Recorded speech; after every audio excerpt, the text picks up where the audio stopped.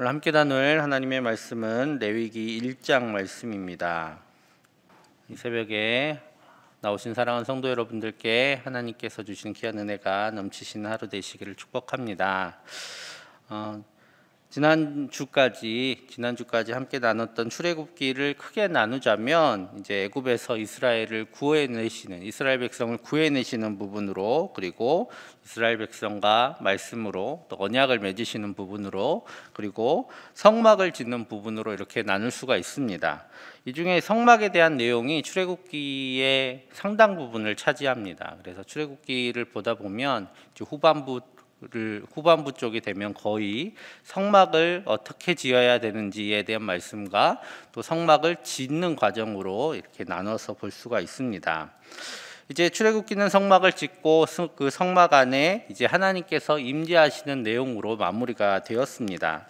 이제 출애굽기 안에서 성막과 그 안에 여러 성물들을 만드는 방법에 대해서 설명을 하나님께서 해주셨지만 그것들을 통해서 어떻게 제사 드려야 되는지는 출애굽기에서는 말씀해 주시지 않으셨습니다. 그래서 이제 그 성막과 성물들을 통해서 하나님께 어떻게 예배해야 되는지에 대한 말씀이 필요한데요. 이것이 이제 레위기에 나옵니다. 이제 레위기에서는 제사장들이 행해야 될 주요한 사역들이 담겨 있는데, 특별히 레위기 앞쪽 초반부에는 그 성막에서 제사장들이 해야 될 가장 기본적인 사역인 제사에 대해서 말씀해 주십니다. 번제, 소제, 화목제, 속죄제, 속건제, 그리고 위임제 등의 앞으로 이제 성막에서 제사장들이 해야 될 또 가장 중요한 예배에 대해서, 제사에 대해서 어떻게 드려야 하는가에 대한 내용을 자세히 설명하고 있는 내용이 바로 레위기 초반부의 말씀입니다. 그 첫 번째로 오늘 1장은 이 번제에 대한 말씀을 나누고 있습니다. 번제는 가장 기본적인 제사입니다. 우리가 가장 예배를 드린다라고 하는 것처럼 특별한 그 목적 없이 하나님께 예배할 때 드리는 제사, 그것이 바로 번제입니다. 하나님께 예배하고자 하는 사람이 드리는 제사가 바로 이 번제인데요. 번제는 동물을 태워 드리는 것으로 이제 드려집니다. 오늘 2절 말씀 우리 같이 읽겠습니다. 이스라엘 자손에게 말하여 이르라. 너희 중에 누구든지 여호와께 예물을 드리려거든 가축 중에서 소나 양으로 예물을 드릴지니라. 아멘. 번제의 제물은 이렇게 한정되어 있습니다. 소 아니면 양과 염소 이렇게 한정이 되어 있고, 특별히 소나 양, 염소를 드리기에 형편이 어렵다, 그런 가정들을 위해서는 비둘기를 드릴 수 있도록 또 특별히 예외 조항을 주셨습니다. 오늘 이 말씀은 하나님께 예배하는데 예물을 가지고 올 수 없다 해서 예배를 드리지 못한다라고 말할 수 없도록 하나님께서는 이 빈부에 맞게끔, 형편에 맞게끔 예물을 다 정해 주셨습니다. 그리고 이 예물이 다르다고 해서 하나님께서 그 예배를 차등 있게 받아주시지 않으시고, 모두 하나님께 드려진 제사는 모두 기쁘게 받아주신다라고 말씀하고 계십니다. 제물은 비록 다르지만 하나님께서는 이 모든 제물을, 이 모든 제사를 기쁘게 받으십니다. 1장에 나오는 서너 가지 이제 종류의 제물이 있습니다. 소, 양과 염소, 그리고 비둘기, 이 세 가지 종류의 이제 제사가 나오지만 이 모든 제사의 마무리에 마지막에 나오는 동일한 말씀이 있습니다. 제가 17절 마지막 부분을 제가 읽겠습니다. 이는 화제라, 여호와께 향기로운 냄새니라 라고 말씀하고 계십니다. 이 세 가지가 소든 양이나 염소든 비둘기든 다 동일하게 적혀 있어요. 하나님께서는 이 모든 제사를 다 향기로운 냄새로, 하나님께 드려지는 온전한 예배로 받으시겠다라고 말씀하십니다. 하나님께서는 솔로몬의 일천의 번제든 가난한 여인이 이제 아이를 낳고 하나님께 나와서 감사의 예물로 드리는 이 비둘기의 제사든 다 하나님께서는 기쁘게 동일하게 받으시겠다라고 말씀하고 계십니다. 여기에는 제사에 대한 아주 중요한 메시지가 담겨 있습니다. 레위기를 통해서 가르쳐 주신 이 제사는 아주 특별한 제사는 아닙니다. 그 당시 근동에서 모든 우상에게 드리는 제사도 다 동물들을 태워서 드리는 제사들이었습니다. 그렇기 때문에 이 제사하는 형식 자체는 이 모양 자체는 특별한 내용은 아니었습니다. 다만 하나님께서 제물을 정해 주셨고 또 그 제물을 어떻게 태워야 하는지 어떻게 드려야 하는지에 대한 구체적인 방법은 다를지라도 이 동물을 태워서 드리는 형식 자체는 다 비슷비슷했습니다. 중요한 것은 그 제사를 드리는 의미였던 것이죠. 그 당시 사람들이 신들에게 제사를 드리는 이유가 있었습니다. 왜 신들에게 굳이 동물들을 이렇게 태워서 드리면서 제사를 지냈을까? 그 의미는 이랬다고 합니다. 신에게 제사를 드려서 향을 이렇게 피워 올리면 그 향을 받고 신이 힘을 얻어서 그 제사를 지낸 사람에게 복을 준다라는 그런 의미였습니다. 신에게 힘을 북돋아 줘서 동물들을 태워서 생명을 태워서 신에게 올려드리면 신이 힘을 얻어서 제사 지는 사람에게 복을 준다라는 그런 의미죠. 신이 제물을 통해서 힘을 얻는다 이런 생각이라면 제물의 가치가 곧 제사의 가치가 됩니다.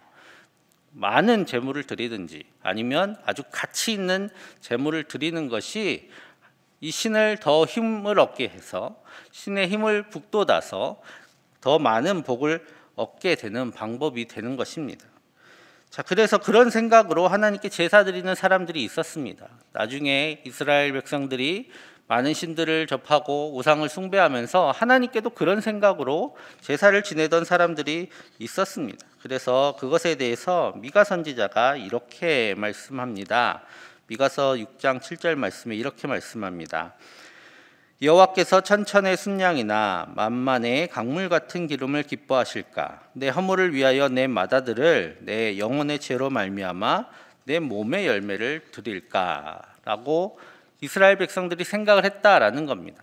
하나님을 기쁘시게 하기 위해서 많은 제물을 드릴까? 아니면 정말 더 가치 있는 제물, 그 당시 가치 있는 제물이라고 생각하면 뭐가 있을까요? 동물보다 더 가치 있는 사람을 제물로 드리면 하나님이 더 기뻐하지 않으실까? 이런 생각을 했다라는 겁니다. 이런 생각은 다 하나님께서 우리가 드리는 제물에 비례해서 우리의 제사를 더 기뻐하시고 더 힘을 얻으셔서 우리에게 복을 주실 것이다 하는 그런 생각에서 비롯된 그런 생각들입니다. 하지만 오늘 레위기에서는 하나님께서 제사를 드리게 하신 의도를 분명하게 바꾸어 주십니다. 그래서 제물은 소, 양과 염소 그리고 특별히 가난한 이들을 위해서 비둘기로 한정하신 것입니다. 그리고 그 예물을 드리는 모든 제사, 소든 양이든 비둘기든 다 동일한 제사로 하나님께서 기쁘게 받으시겠다라고 말씀하셨습니다. 이 말씀은 제물이 중요한 것이 아니라 그 제물을 가지고 하나님 앞에 제사하러 나온 그 사람의 마음을 그리고 그 사람의 삶을 받으신다고 하나님께서는 말씀하고 계시는 겁니다. 그래서 제사를 드릴 때 하는 행위가 있습니다. 우리 4절 말씀 같이 읽겠습니다. 그는 번제물의 머리에 안수할지니 그를 위하여 기쁘게 받으심이 되어 그를 위하여 속죄가 될 것이라. 아멘. 하나님께서는 제물에 관심이 있지 않으십니다. 하나님께서 소를 태워드리면 좋아하시고 비둘기를 태워드리면 좋아하지 않으시는 것이 아니라 그 제물을 드리는 사람을 하나님께서는 기쁘게 받으십니다. 그 제물을 드리는 사람에게 관심이 있으십니다. 그가 하나님의 말씀에 순종하여 그리고 그의 마음을 다하여 하나님을 사랑함으로 제사를 드릴 때에 하나님께서는 그 제사를 기쁘게 받으시고 그와의 막힌 담을 허시고 그를 받아 주십니다. 이러한 의미는 5절에서 더해집니다. 5절 제가 읽겠습니다. 그는 여호와 앞에서 그 숫송아지를 잡을 것이요 아론의 자손 제사장들은 그 피를 가져다가 회막문 앞 제단 사방에 뿌릴 것이며. 아멘. 이제 모든 제물의 피는 제단에 있는 제단 사방에 뿌립니다. 이 피는 생명이 있는 자리죠. 그래서 먼저는 피로 드리는 속죄 제사를 의미합니다. 우리의 모든 죄는 피 흘림이 반드시 있어야 속죄할 수 있기 때문에 피 흘림의 제사일 뿐만 아니라 거기에 더해서 이 피는 생명을 의미합니다. 우리의 삶을, 우리의 온전한 생명을, 우리의 시간들을 하나님께 드리겠다라는 우리의 헌신이 바로 이 제사의 과정 가운데 나타납니다. 결국 하나님께서 이 번제를 통해서 우리에게 요구하시는 제사는 하나님을 향한 온전한 헌신이고, 또 그 헌신은 제물로서가 아니라 하나님의 말씀을 따르는 삶으로, 그리고 하나님을 향한 사랑의 마음으로 드리는 것이다 라고 오늘 번제를 통해 가르쳐주고 계십니다. 이러한 번제의 정신은 그래서 신약 성경에서 이렇게 발전하게 됩니다. 제가 신약 성경의 제사에 관련된 몇 가지 말씀을 읽어드리겠습니다. 히브리서 13장의 말씀입니다. 그러므로 우리는 예수로 말미암아 항상 찬송의 제사를 하나님께 드리자. 이는 그 이름을 증언하는 입술의 열매니라. 오직 선을 행함과 서로 나누어 주기를 잊지 말라. 하나님은 이 같은 제사를 기뻐하시느니라. 아멘. 또 빌립보서에서도 이렇게 말씀하고 계십니다. 내게는 모든 것이 있고 또 풍족한지라 에바브로디도 편에 너희가 준 것을 받음으로 내가 풍족하니 이는 받으실 만한 향기로운 제물이요 하나님을 기쁘시게 한 것이라. 그리고 로마서 12장 1절 우리가 잘 알고 또 이달의 말씀인 말씀이 있습니다. 그러므로 형제들아 내가 하나님의 모든 자비하심으로 너희를 권하노니 너희 몸을 하나님이 기뻐하시는 거룩한 산 제물로 드리라. 이는 너희가 드릴 영적 예배니라 라고 말씀하고 계시죠. 결국 하나님께서 기뻐하시는 것은 제물이 아니라 그 제물을 드리는 사람의 삶의 모습입니다. 그것이 바로 하나님께서 기뻐하시는 제사였고, 그것은 구약 시대나 신약 시대나 하나님께서 제사 지내는 예배하는 모든 이들에게 동일하게 바라시는 것이었습니다. 이제 신약 시대에 더 이상 하나님께 제물을 태워드리지 않는다 할지라도 하나님께서 우리에게 바라시는 예배의 모습은 여전히 동일합니다. 바로 선을 행하고 나누어 주고 또 복음을 위해 헌신하는 삶, 그 삶을 통해서 하나님께서는 우리의 예배를 받으십니다. 하나님께서 기뻐하시는 제사, 우리의 예배가 바로 곧 우리의 아름다운 삶이 되는 것이죠. 하나님께서는 애초부터 우리가 얼마나 큰 제물을 드리는지에 대해서는 관심이 있지 않으셨습니다. 그래서 하나님께서는 많은 제물로 우리의 삶을 허비하지 않도록 오늘 예물을 정해 주신 것입니다. 오히려 제물보다 우리의 마음, 우리의 삶에 더 관심이 많이 있으십니다. 그래서 우리가 교회에 헌금을 많이 하지 못한다 할지라도, 봉사를 많이 하지 못한다 할지라도 우리는 하나님께서 기뻐하시는 값진 예물인 우리의 삶을 하나님께 드릴 수 있습니다. 그것은 하나님께서 기뻐하시는 선한 행동일 수도 있습니다. 그리고 고통하는 이들을 위한 위로의 온유한 말일 수도 있습니다. 그리고 오늘 이 시간 누군가를 위해 드리는 중보의 기도일 수도 있습니다. 하나님께서는 이것을 통해서 우리의 예배를 기뻐하시고 또 우리의 삶을 통해서 하나님은 우리의 예배를 받으실 것입니다.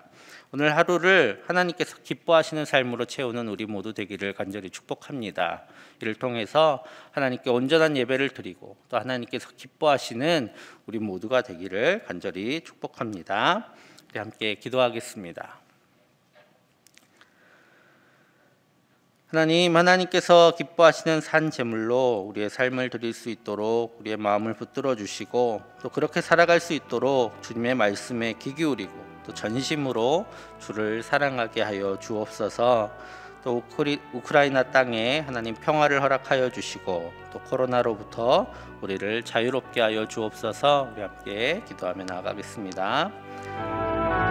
사랑의 아버지 하나님 감사합니다. 하나님께서 우리를 사랑하시고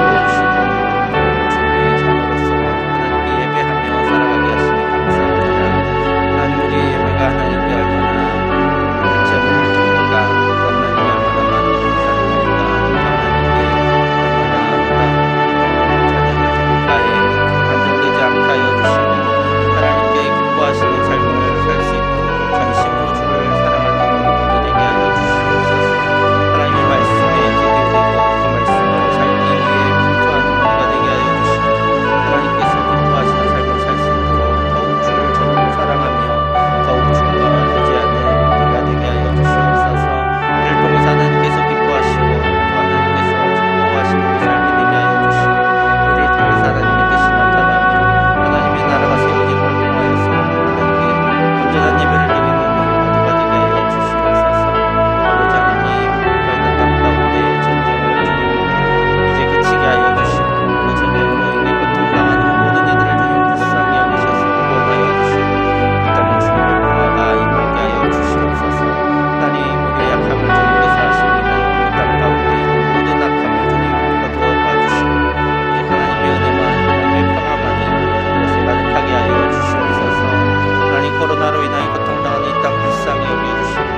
땅에 하나님의 귀한 은혜를 더하여 주셔서 우리가 이제 자유롭게 하나님을 예배하며 또 마음껏 주님께 기도하는 우리가 되게 하여 주시옵소서. 사랑의 하나님, 하나님께서 우리를 부르셔서 하나님의 백성 삼아주시고 또 하나님께 예배하게 하심을 감사합니다. 하나님, 우리가 우리의 겉모습으로 또 우리가 하나님께 더 많은 제물로 예배드릴 것을 이제 그치게 하여 주시고 온전히 하나님께서 기뻐하시는 삶으로 예배하게 하여 주시옵소서. 주님께서 기뻐하시는 삶을 어떻게 살까를 고민하게 하시고 또 그래서 하나님의 말씀을 읽고 묵상하며 그 말씀대로 살기 위해 분투하는 우리 모두가 되게 하여 주시고 무엇보다도 주님과의 깊은 교제로 나아가 더욱 주님 사랑하고 주님께서 원하시는 삶을 살아가기로 애쓰는 우리 모두 되게 하여 주시옵소서. 하나님, 우크라이나 땅 가운데 평화 주시기를 원합니다. 전쟁이 이제 그치게 하여 주시고 그 땅에 고통받는 모든 이들 가운데 하나님의 은혜를 더하여 주셔서 그들에게 도움의 손길도 허락하여 주시고 이 어려움의 순간을 잘 이겨나가며 모든 슬픔을 이겨나가는 그 땅의 백성들 되게 하여 주시옵소서. 또 코로나로 인하여 고통당하는 우리도 불쌍히 여겨주셔서 이 악한 질병으로부터 자유케 하여 주시고 이제 마음껏 예배하며 또 하나님과 깊이 교제하며 나아갈 수 있는 모든 여건도 허락하여 주시옵소서. 이 하루 또 이 한 주의 삶도 주님께 온전히 의탁드립니다. 주님께서 인도하시고 복을 주셔서 강건하며 평안하게 하여 주시옵소서. 오늘도 주님께서 인도하여 주실 줄 믿사오며 예수님의 이름으로 기도하옵나이다. 아멘.